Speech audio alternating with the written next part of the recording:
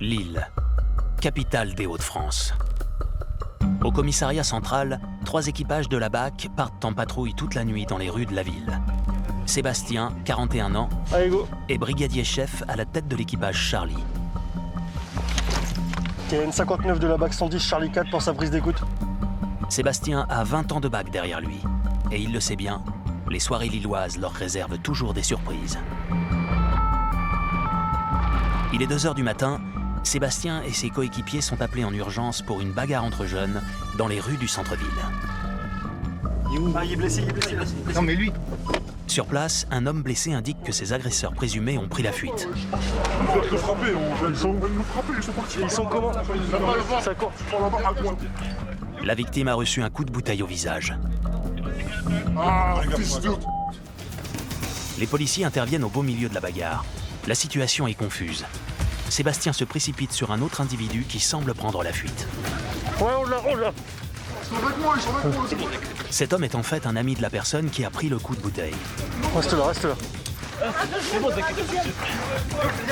Dans une rue parallèle, Fred, qui dirige un autre équipage de la BAC, se lance à la poursuite de 2 autres individus. Ouais, ça part rue Manuel vers rue Constantine. Le premier serait un ami du jeune agressé. Une barre de fer en main, il coursait l'auteur présumé du coup de bouteille. Quand on arrive au coin de la rue, on voit l'individu qui est menaçant avec la barre de fer. L'individu tente de se justifier en expliquant qu'il voulait venger son ami. Ça, c'est une sorte de combat qui a mal tourné. Lui et son pote, ils ont tabassé un autre pote. De son côté, l'homme pourchassé et auteur présumé du coup de bouteille clame son innocence. Ce serait une autre personne qui aurait porté le coup de bouteille avant de prendre la fuite. On était dans la même soirée. J'ai mon pote qui a eu une embrouille avec eux. Ouais. Et là, ils ont commencé à courir après nous, moi je suis parti. Ouais. Et ça fait une demi-heure qu'on court dans l'île. On a déjà essayé d'appeler vos collègues plusieurs fois. Ouais, on va là-bas. Je suis avec nous. Pour y voir plus clair, Sébastien décide de confronter le suspect au jeune blessé. Moi, je vais te J'ai rien fait, moi, dans l'histoire. Il y a lui et il y a l'autre. Mon pote, là, c'est le pire. Et c'est que le gars, t'es mort, mec. Remets-toi là. Voilà, t'es mort. Est-ce que tu veux les pompiers, grand? Non, mais... L'auteur des coups s'est évaporé dans les rues de Lille. Ce soir, les hommes de la BAC ont évité que la bagarre ne dégénère en lynchage. Les différends, les bagarres, on en fait 4-5 dans la nuit facilement, entre minuit et 5 heures, dès que les esprits sont chauds, avec les effets de l'alcool. Le moindre petit différent, ça peut vite dégénérer. Avec l'alcool, ils ne sont pas toujours en état de comprendre dans quel état ils sont et la gravité de leurs blessures. L'homme blessé au visage est conduit à l'hôpital par les pompiers. Les autres sont emmenés au commissariat pour y être auditionnés. En 20 ans, le nombre de victimes de coups et blessures a doublé dans le Nord, classé 2e département le plus violent de France en 2020. Les Hauts-de-France figurent parmi les régions qui affichent le plus fort taux de délinquance. Au commissariat de Lille, le central téléphonique du 17 est l'un des plus importants de l'Hexagone. Il traite plus d'1 million d'appels par an. Elle a quel âge, la jeune fille? Parmi les 320 policiers qui se relaient jour et nuit sur le terrain, Grégory, un père de famille de 42 ans, dont 15 ans passés au sein de Police Secours. Fermez bien les fenêtres, faire gaffe. Hein. Je prends ma gazeuse. Allez les gars, on bouge, allez! Guillaume, 41 ans, veille à la sécurité des Lillois dans les transports en commun depuis 18 ans. Dans le métro, il traque les voleurs à la tire. Monsieur, on va se mettre sur le côté. Fred, lui, appartient à la BAC. Sa spécialité, intervenir en flagrant délit. Cache un truc en dessous. Va le chercher. Rix, fête clandestine ou trafic de stupéfiants, ce policier et son équipe sont sur tous les fronts. Mais tous ces policiers doivent faire face à un climat de plus en plus tendu, où l'uniforme les désigne parfois comme des cibles. Une quarantaine d'individus, en face de nous, on n'est que 4. Nous avons passé 2 mois en immersion dans le commissariat de Lille, l'un des plus grands de France, avec ces policiers qui risquent leur vie chaque jour pour arrêter délinquants et criminels.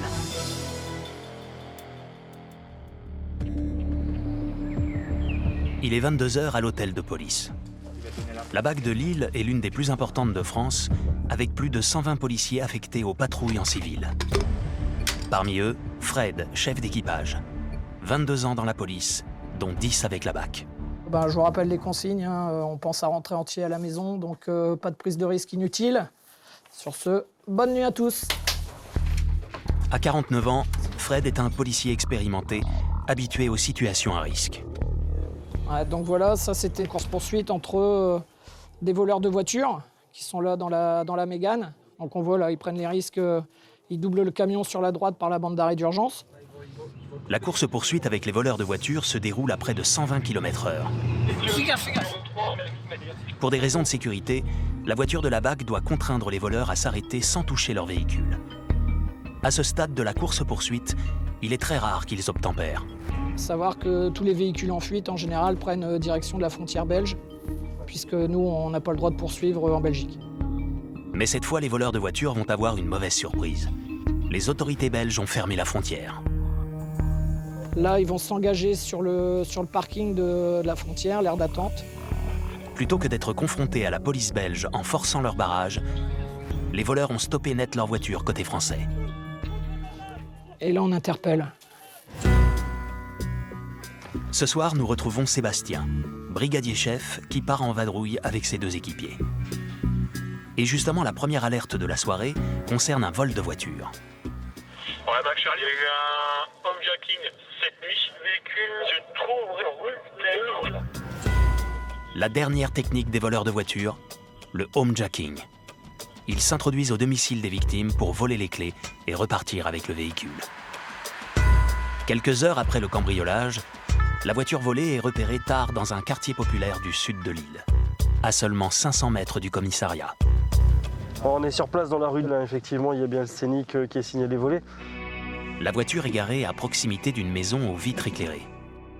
Sébastien contacte un officier de police judiciaire, seul habilité à procéder à une perquisition. Pour info, il y a du monde au 3, il y a 4 individus à l'intérieur, les lumières sont allumées, on n'a pas pris contact, donc à savoir si vous voulez venir. C'est un pseudo-squat, hein, visiblement. Donc je me déplace pour la perquisition. Le logement est en fait un squat déjà connu des services de police. Sébastien demande des renforts. Lors d'une précédente intervention, la situation avait dégénéré. Non, il y a au moins 4 ou 5 individus dedans. Ouais. C'est un squat, les dernières fois c'est parti en cacahuète dedans. D'accord. Ouais, c'est la police. Il vient de fermer la clé. Aucune réponse. Mais la porte vient d'être fermée à clé et les lumières éteintes au nez et à la barbe des policiers. Alors Sébastien décide d'employer la manière forte.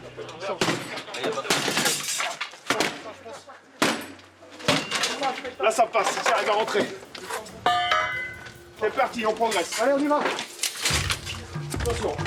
T'as le bébé? On va tranquille. Bouge pas, tes mains. Assis, allongé. C'est bon, Renaud. Vas-y, viens, cherche-moi. Vers tes mains, tu marches tranquillos. Tu fais voir tes mains, tu marches tranquillos. Je suis toxicomane. Les suspects déclarent tous être des toxicomanes. Ils seraient à l'origine du vol de la voiture pour la revendre et s'acheter de la drogue. Attention, il n'y a pas de... Au sol. Au sol. Allez, au sol. Au sol. Donc il est 20h50, on est officier de police judiciaire, on va procéder à une perquisition avec vous, d'accord? Mais monsieur, nous, on vient là pour se droguer, chef. Bah c'est bien, tant pis pour vous, fallait venir ailleurs. Dans le squat, des dizaines de morceaux d'aluminium jonchent le sol. L'aluminium, ainsi découpé, sert à fumer des drogues dures. C'est assez crade. Hein. Et puis là, tout ce qui est confectionnement pour les stupes. Hein. Bon, ce qui reste des conditionnements, on a vu, hein, adéquat, la cuillère. Quant à cette cuillère posée sur une table, elle sert à préparer des injections. Monsieur, calmez-vous monsieur. Je suis plus vieux que toi en plus. Au total, 4 hommes sont interpellés dans la maison. Mais un indice laisse penser à Sébastien que d'autres ont réussi à prendre la fuite par les toits. Ils sont passés par là, ils sont passés sur le toit.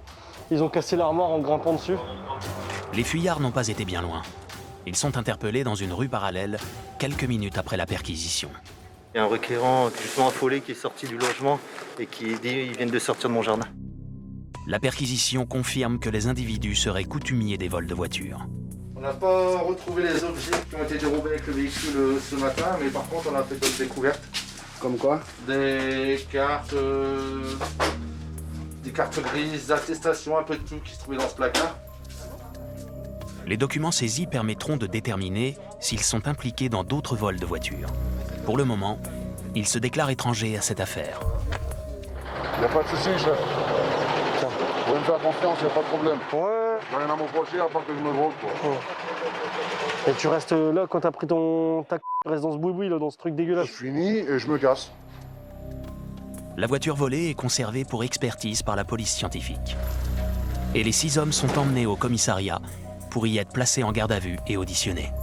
Demain, il y aura des relevés d'empreintes et d'ADN pour essayer de confondre les individus qu'on a interpellés ce soir. Dans la région lilloise, près de 3000 voitures sont ainsi volées chaque année. Lille et sa proche banlieue figurent dans le top 3 des zones les plus délinquantes du pays.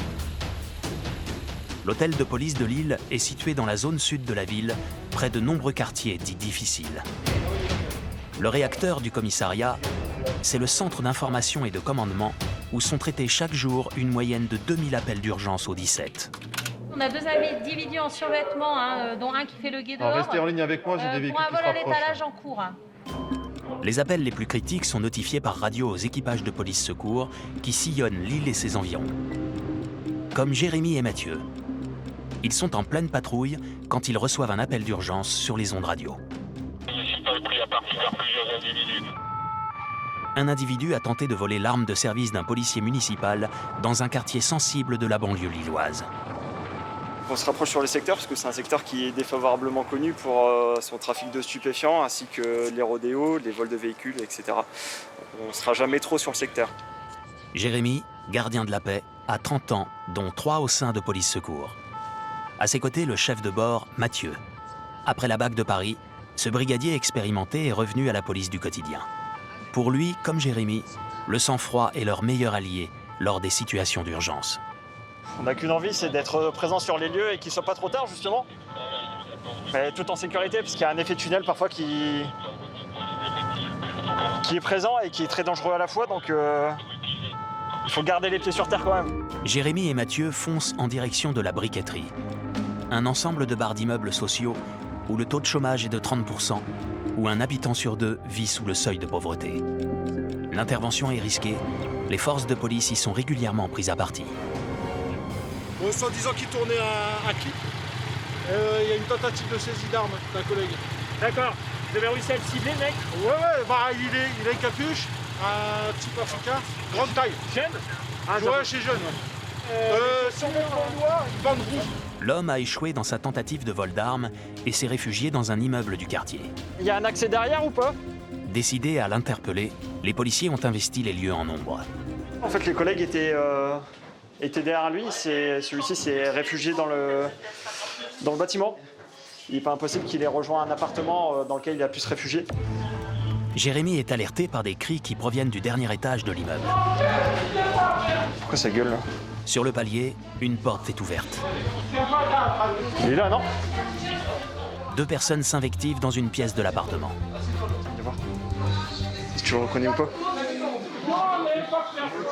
Jérémy constate que les vêtements portés par l'homme ne correspondent pas au signalement donné par le policier municipal.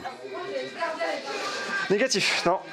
Il aurait pu correspondre, mais le style vestimentaire ne correspond pas. On va chercher un collègue de l'APM.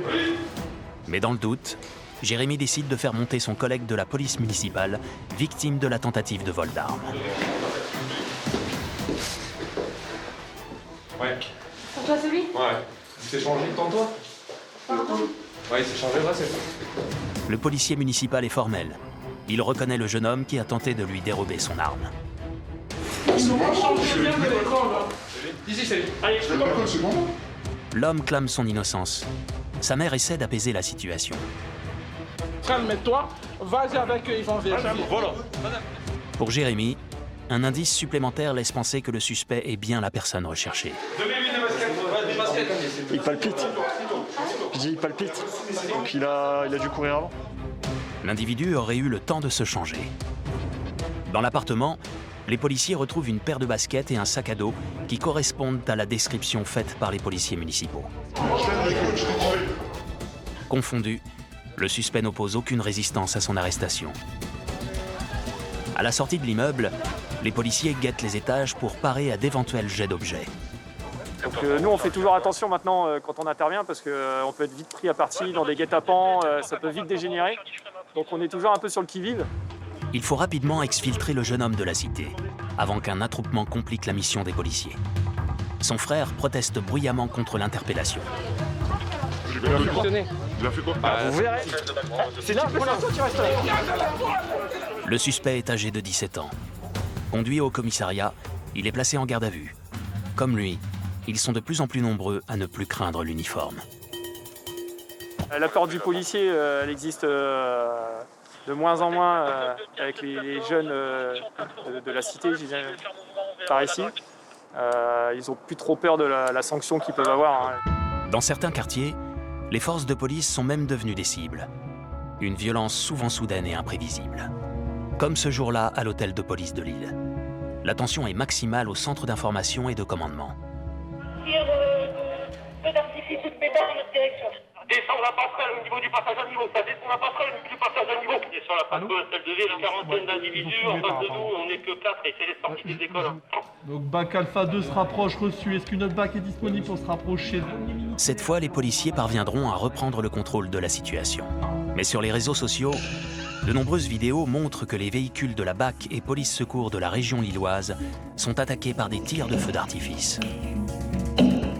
En octobre 2020, c'est même un commissariat de la banlieue de Lille qui essuie des tirs de mortier. Dans ces zones à risque, ce déchaînement de violence peut se produire lors d'un simple contrôle.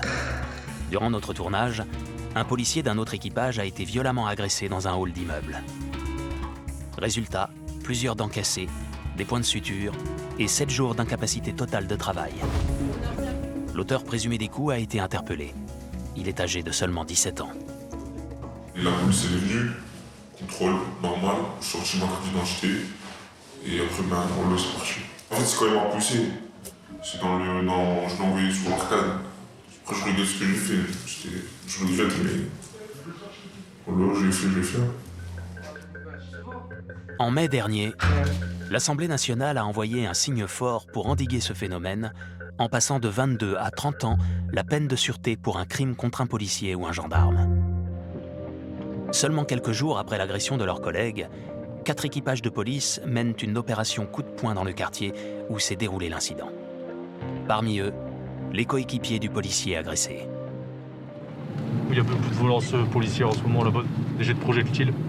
L'idée c'est quoi? De leur montrer que vous occupez aussi le terrain, que vous ne laissez pas faire? C'est ce qu'on essaye de faire, un petit peu tous les jours. On occupe le terrain, donc on fait ce qu'on peut avec les moyens qu'on a. L'idée c'est aussi d'aider les riverains qui en ont marre aussi. Aujourd'hui, l'équipage de police secours bénéficie du renfort de la BAC et d'une brigade canine. Dans l'immeuble, 3 jeunes se laissent contrôler dans le calme. Ce hall sert régulièrement de point de deal pour du. Les tarifs des drogues sont tagués sur les murs. Des fauteuils attestent du squat. À l'extérieur, le dispositif renforcé de la police a pris dans sa nasse un dealer présumé qui se laisse interpeller sans résistance. C'est pour faire quoi ça? C'est tes économies? Sur lui, près de 1 000 € en espèces et un sachet d'herbe de. L'homme, connu des services de police, est aussitôt placé en garde à vue. Cette fois, une forte présence policière a permis que ce contrôle de hall d'immeuble se déroule dans le calme. Mais ce n'est pas toujours le cas. La nuit tombe sur l'île. Frédéric, chef d'équipage de la BAC, reprend du service avec son pilote Thomas. Depuis l'agression de leurs collègues, ils redoublent de vigilance lors des contrôles. Et justement, dès le début de la patrouille, Frédéric est appelé en renfort sur une intervention qui tourne mal, encore une fois dans un hall d'immeuble, connu pour être un point de deal.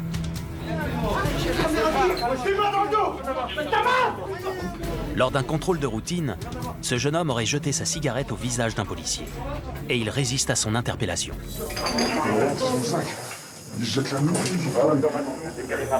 L'homme est finalement menotté. Ses 5 camarades, eux, se laissent contrôler dans le calme. Ça, les ballons, c'est génial, c'est super les ballons. Le sol du hall est jonché de ballons de baudruche. Ils sont utilisés pour inhaler un gaz hilarant et hallucinogène, le protoxyde d'azote. Protoxyde d'azote, ils remplissent ça dans des ballons de baudruche. Ils inhalent le produit, ça les rend dans un premier temps euphoriques, puis après, au fur et à mesure de respirer ça, ça leur retourne le cerveau et ils deviennent complètement cinglés, quoi. Et là, ce soir, ils ont jeté des cigarettes allumées sur le visage des collègues, d'où l'intervention. Les cartouches de protoxyde d'azote sont en vente libre. Elles ne coûtent que 30 € pièce. Surnommé Proto, ce gaz est utilisé pour des anesthésies locales. Ce sont les habitants excédés par les nuisances qui ont appelé la police pour disperser les jeunes. Monsieur, bonjour. Bonjour. Vous habitez ici? Oui. Allez-y, vous êtes chez vous? Le rappel à l'ordre se solde par une arrestation musclée. L'homme est emmené de force au poste de police pour outrage à agent. On vient ici tous les jours, c'est des contrôles qui se passent plutôt bien. Et puis voilà. Il suffit d'une fois pour que ça dégénère. L'individu risque 7 500 € d'amende pour outrage à agent dépositaire de l'autorité publique.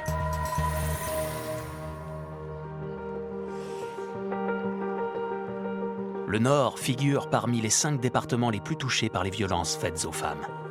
Avec une moyenne de 2500 plaintes déposées chaque année, le 17 est souvent le dernier recours pour ces femmes en détresse. C'est celui-là? Grégory a 10 ans d'expérience avec Police Secours. Ce brigadier de 42 ans vient régulièrement en aide aux femmes victimes de violences conjugales ou de harcèlement.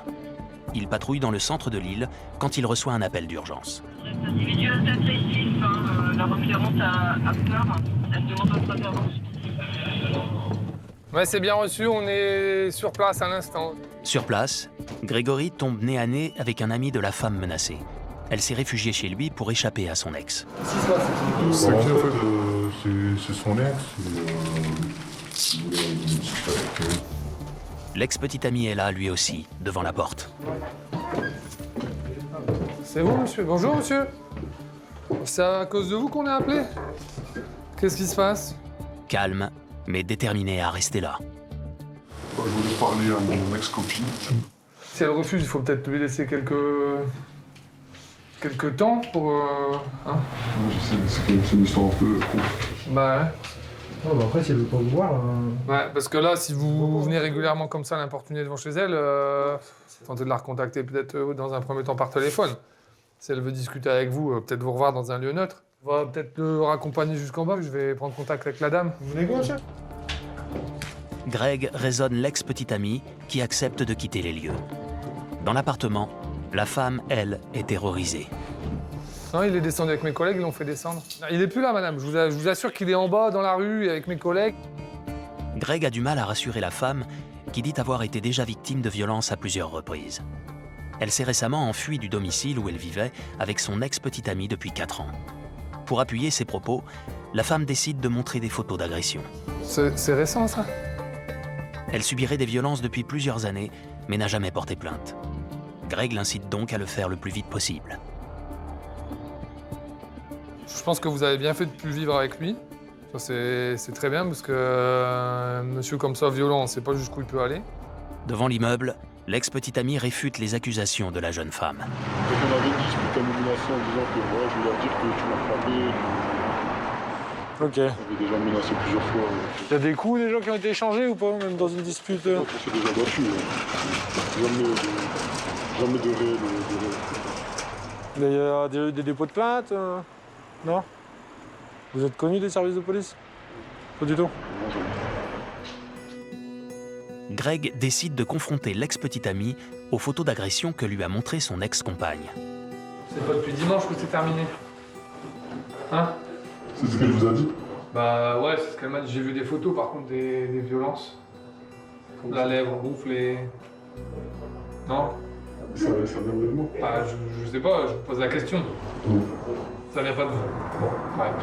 Elle me dit pas la même chose. De toute façon, tout ce qu'elle veut, c'est ne plus entrer en contact avec vous, monsieur. Visiblement, elle est terrorisée par vous. Grégory joue la carte de la fermeté pour bien faire comprendre à l'homme qu'il ne doit plus l'approcher. Je vous mets en garde, monsieur. Je suis pas menaçant, je suis pas... Voilà, je fais mon travail, je vous dis ce qui est. Je sais très bien que ça peut vite dégénérer, ce genre de situation de couple qui se sépare. Je vous invite à rentrer chez vous, monsieur. Allez-y. Et puis, bon, bah, réfléchissez à tout ça, monsieur. Faute de plainte déposée contre lui, aucune procédure d'éloignement ne peut être mise en place. Au vu des photos qu'elle m'a montrées, c'est quand même pas une gifle qu'elle a pris. Elle avait la lèvre excessivement gonflée. C'est quand même pas rien, quoi. Il faut pas accepter ça. Et nous, c'est ce qu'on conseille à toutes les dames. Dès qu'elles sont victimes de la moindre première violence, pas se dire que c'est la première et la dernière et que ça arrivera plus. Malheureusement, ça continue tout le temps. Et en général, les gens, ces individus qui sont capables de les frapper une fois, ils récidivent. Et donc c'est pour ça qu'on les invite à déposer plainte dès la première fois. Chaque année, plus de 4000 femmes sont victimes de violences conjugales à Lille et dans le département. Un chiffre en augmentation de 30% suite au confinement. Il n'y a pas que dans leur sphère privée que les femmes sont victimes de violences. En France, selon un sondage, 9 femmes sur 10 seraient victimes de harcèlement dans les transports en commun. Le réseau de transport lillois est l'un des plus vastes de France. Chaque jour, plus de 700 000 personnes empruntent l'une des 60 stations du métro lillois. Un terrain de jeu idéal pour les agresseurs et les voleurs. Alors les forces de l'ordre ont créé un QG high-tech dans un lieu confidentiel relié à 3600 caméras. Rendez-vous immédiatement à station Oisem. Vous pouvez vous rendre sur place sur le quai 4 Cantons, s'il vous plaît. Métro, gares, bus et tramways sont sous haute surveillance. Classique. D'un côté, le centre de commande connecté aux caméras. De l'autre, 120 policiers qui patrouillent sur le réseau.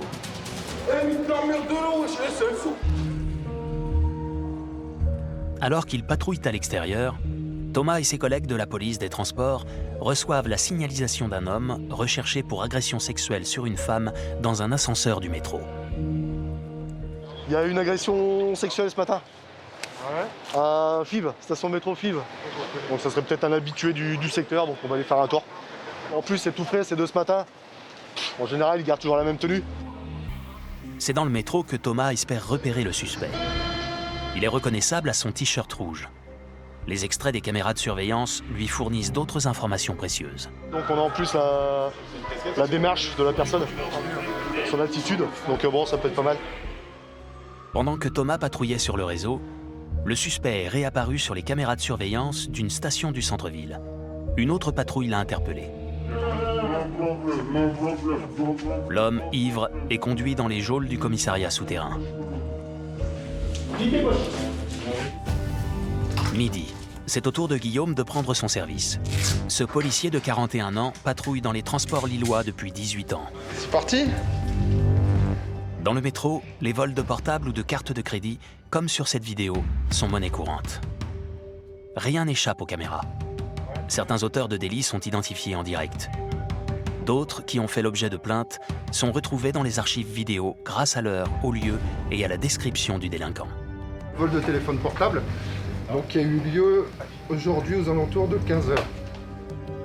Et justement, suite à une plainte pour vol de portable, les policiers viennent de retrouver les images du voleur et de son complice.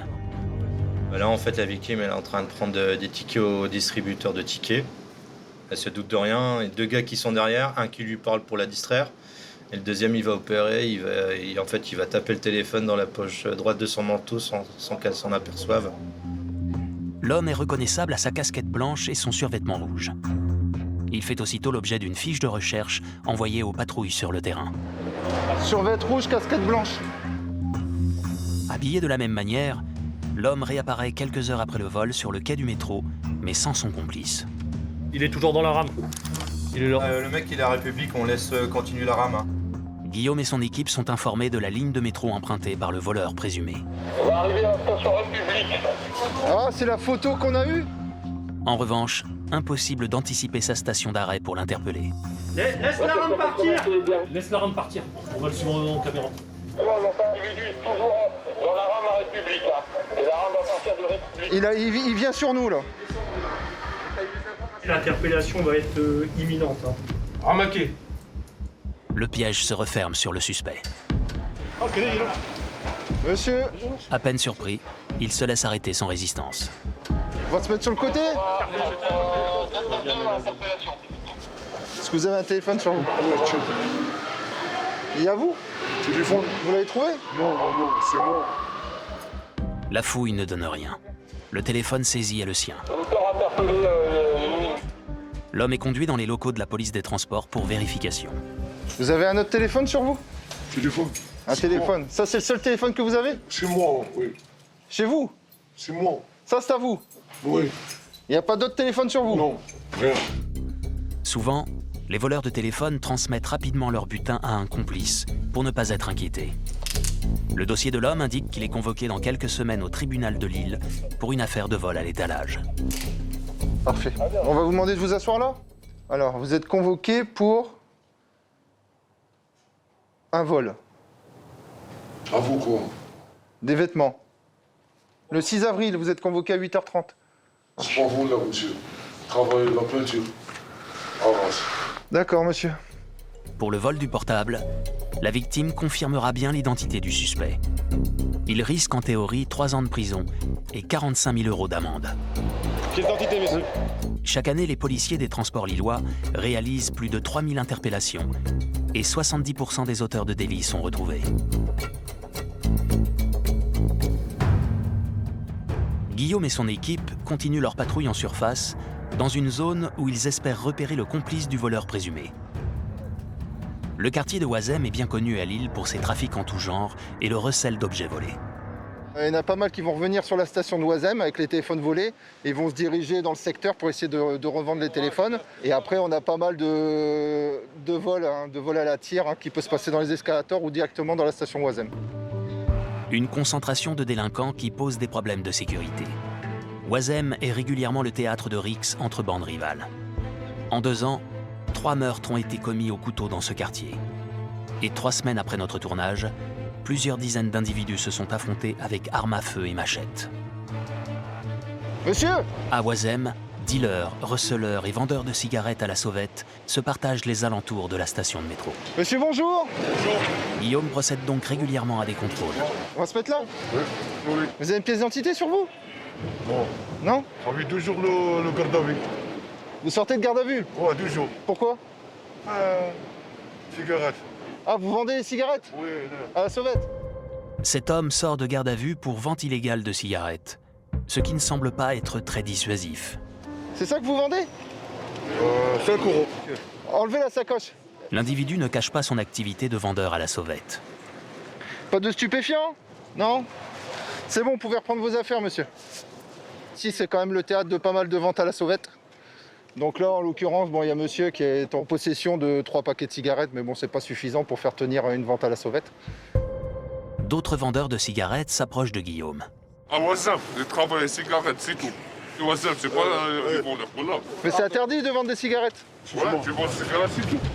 Loin d'être impressionnés par les policiers, ces hommes tentent de justifier leur activité pourtant illégale. Comme ça, pour manger, pour boire. La concentration de trafic et de délinquants à Oisem provoque une guerre de territoire et de nombreux règlements de compte entre bandes rivales. Ah, si les collègues peuvent venir, parce qu'il y a du monde, ça se rapproche autour, c'est calme, mais ça se rapproche pas mal. Le lendemain, Grégory, le brigadier, est à son tour appelé pour intervenir en urgence à Oisem. Un homme vient d'être agressé au couteau. Il faut faire vite avant que la situation ne dégénère. Fermez bien les fenêtres, faut faire gaffe. Je prends ma gazeuse. Allez les gars, on bouge! Allez! Allez, on bouge! On bouge! On reste pas là, s'il vous plaît, merci. Pareil, monsieur, on bouge, s'il vous plaît. Grégory est le premier policier sur place. Face à la sortie du métro Oisem, un homme est allongé. Un attroupement se forme autour de lui alors que les pompiers interviennent. L'homme présente une blessure importante au bras gauche. Il se serait interposé entre 2 hommes lors d'une bagarre. Si c'est possible de reculer, monsieur. Laissez-les travailler. Ils sont bagarrés ici. Ouais. Et lui, il va séparer. L'autre, il frappe lui. D'accord. Bon, on va dire qu'ici, malheureusement, c'est habituel, c'est devenu habituel sur ce secteur-là. Un gros secteur gangréné par le trafic de drogue, et puis par l'immigration clandestine, et puis le squat de jeunes. Là. L'homme est finalement évacué par les pompiers avec une plaie de 6 cm au biceps gauche.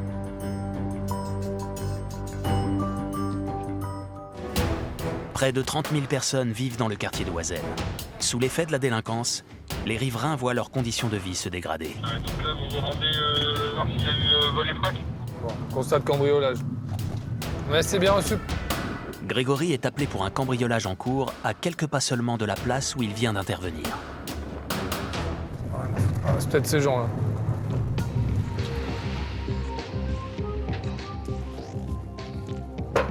Bonsoir. Qu'est-ce qui s'est passé? La porte a été forcée. Ouais. Et celle du rez-de-chaussée aussi. D'accord. Chez vous, ça a été fracturé? Je sais pas, parce qu'en fait, j'étais stressée. On va aller voir, madame. J'ai pas touché la poignée. Calmez-vous, ça va bien se terminer. La locataire, avec son écharpe orange, est en état de stress. En arrivant chez elle, elle a vu que sa serrure était démontée. Je vais rentrer avec mes collègues, puis vous suivez. Les cambrioleurs sont peut-être encore à l'intérieur. Grégory est sur ses gardes. Donc c'est comme ça, on fait une reconnaissance. Bon, y a rien, y a plus personne. Les cambrioleurs ont quitté les lieux. Grégory demande à la locataire de vérifier que rien n'a été dérobé. Est-ce que vous constatez un vol? C'est un désordre normal? C'est votre désordre habituel, mais moi, on a déjà vu bien pire, madame. Je check. Devant, il n'y a personne dans ça devant? Non, il n'y a personne. La locataire est en panique. Grégory essaie de la rassurer du mieux qu'il peut. Vous aviez fermé à clé? Vous savez pas ça? Je me souviens pas, en fait, c'est à cause du stress, je suis désolée. Posez vos affaires, madame, allez-y, on est là, il va plus rien vous arriver, on va tout vous expliquer, mettez-vous à l'aise, vous êtes chez vous. La locataire émet des doutes quant à la fiabilité de sa serrure. Elle craint un retour des cambrioleurs. Bon, elle ferme correctement votre porte. Si les personnes qui sont venues cette nuit veulent renforcer pour péter plus facilement ça? Non, ils viendront plus, madame. Ils ont été mis en fuite et je peux vous assurer qu'ils reviendront pas. Vous pouvez dormir en toute sécurité. Traumatisée par cette tentative de cambriolage, la locataire du studio a décidé de quitter le quartier de Oisem. Nouvelle nuit de patrouille pour Fred, le chef d'équipage de la BAC. Allez, on est parti. La nuit, c'est un style de vie pour lui. Fred a longtemps été disque jockey avant de réaliser son rêve de gosse, devenir policier. Désormais, c'est la petite musique des patrouilles qui rythme ses nuits. On est tranquille. Vous préférez bosser la nuit? Ah, largement. Je travaille de nuit depuis l'âge de 17 ans, donc j'en ai 48 maintenant. J'ai toujours travaillé de nuit. C'est un autre monde. Il y a moins de gens dans les rues. Les gens honnêtes sont chez eux, ils sont couchés, donc la nuit, il y a plus de... Les gens qui traînent, qui sont dehors, en général, ça peut être des bons clients pour nous. La nuit, Fred assure un service sans interruption pour ceux qu'il appelle ses bons clients. Il part en patrouille direction Oisem. Au volant, Thomas connaît toutes les rues de ce quartier sensible qui traîne aussi une réputation de supermarché de la drogue. Fred et Thomas sont appelés en renfort d'un autre équipage de la BAC en pleine intervention dans un hall d'immeuble squatté par des dealers. Ah ouais, quelle odeur! Un mélange d'herbes de et puis un petit peu d'urine, de saleté, hein. Un beau petit mélange.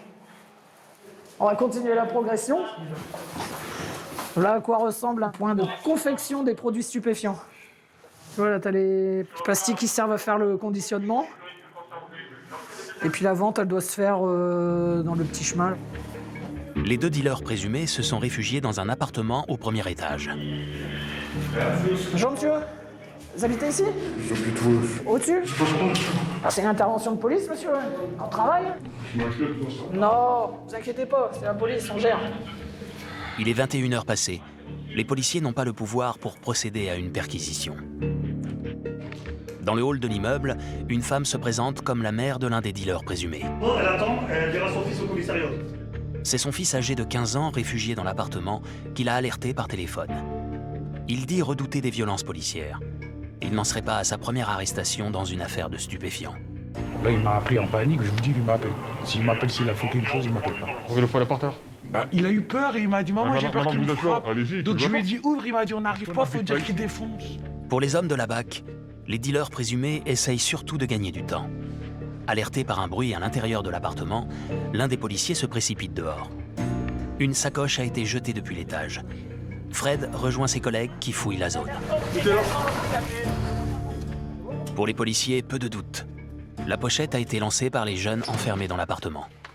Ah oui, c'est quoi ça? Ah bah ouais, bien joué. C'est Ah ouais, du stube, de l'argent. À l'intérieur, près d'une dizaine de paquets d'herbe et de résine de Hop, t'as de l'herbe. Bon, c'est dur, c'est de la résine de puis de l'argent. ainsi que quelques dizaines d'euros en billets. Ils ont dû faire quelques ventes avant d'être surpris par les collègues. Les 2 dealers présumés ont fini par ouvrir la porte aux forces de police. Ils sont conduits au commissariat pour être entendus par un officier de police judiciaire. En France, une moyenne de 34 000 mineurs font l'objet d'une décision de justice chaque année. Parmi ceux coupables de trafic de stupéfiants, la moitié est condamnée à des peines de prison.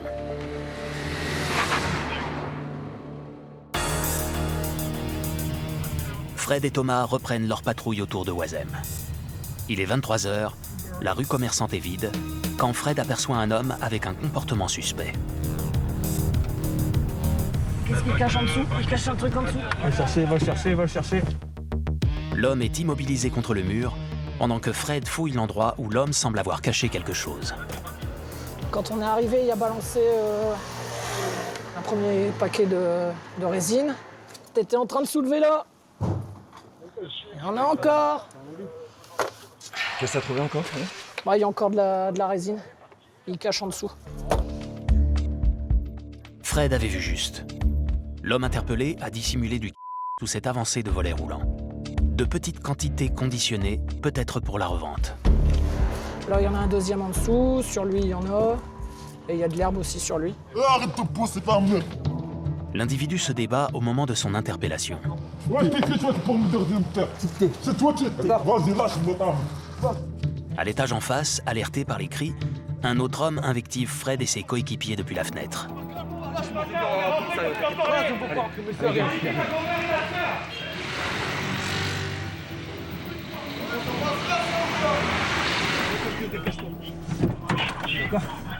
Mets-toi au milieu, serre-toi. Je veux serrer. Une fois à l'intérieur de la voiture, le suspect finit par se calmer. Lui, il est archi connu. On l'a fait plusieurs fois, que ce soit pour des vols, des agressions. Du stupéfiant, c'était un peu plus rare, mais ces derniers temps, on se recycle. Depuis 2008, cet individu a été interpellé à 49 reprises, notamment pour tentative de meurtre et port d'armes. Habitué des séjours en prison, l'homme en situation irrégulière a fait l'objet de multiples obligations de quitter le territoire. Vas-y, je vais regarder. Tiens, vas-y, avance. Alors qu'il est conduit au commissariat pour la 50e fois, l'homme ironise quand Fred lui demande s'il a encore du sur lui. T'en as encore sur toi? Hein? Ouais, j'ai encore 1 kilo sur moi. Encore 1 kilo? Ah, c'est bien, tu me fais rêver, là. Il n'a pas 1 kilo sur lui, mais bien une dizaine de grammes de résine de et moins de 5 grammes d'herbe. Assis-toi là. Interrogé, l'homme réfute être un dealer. Il serait un simple consommateur. Ça fait longtemps que tu l'as dans la poche, celui-là. C'est ma consommation, chef. Ouais, j'en doute pas. Je l'ai acheté, je les ai cachés. J'ai passé mon tir en sandwich. Ouais. Pour le fait de me faire contrôler avec. Ouais. Je suis venu les récupérer pour que je rentre chez moi. Ça marche. T'as consommé de l'alcool, Hicham, ou pas? Je bois pas. Cette version des faits laisse Fred perplexe. Mais en l'absence de flagrant délit de vente, pas de garde à vue. La quantité saisie découle sur une procédure simplifiée. Allez, je vais remonter avec nous, tu vas pouvoir y aller. On va faire une audition du monsieur, poser quelques questions, et puis il va ressortir. Dans l'heure, il est sorti. Libre comme l'heure. Allez. Dans le commissariat central de Lille, de nombreux policiers ont déjà croisé la route de ce délinquant multirécidiviste. Salut copain. Salut. Alors qu'il est sur le point d'être libéré, l'homme explique qu'il est SDF. Il ne pourra pas s'acquitter de l'amende de 200 € dont il vient d'écoper. Il sera débiteur du trésor public jusqu'au jour où il travaille. Et les impôts lui tomberont dessus, peut-être, un jour. Fred a du mal à accepter que malgré ses 50 arrestations, l'individu ressorte libre aussi vite. Allez, dernière fois. Hein. Ah bah tu vois, c'est un signe. C'est un signe de quoi? Bah que tu dois pas sortir. Allez. Ouais. Cet individu, il a 50 faits. Il est dehors.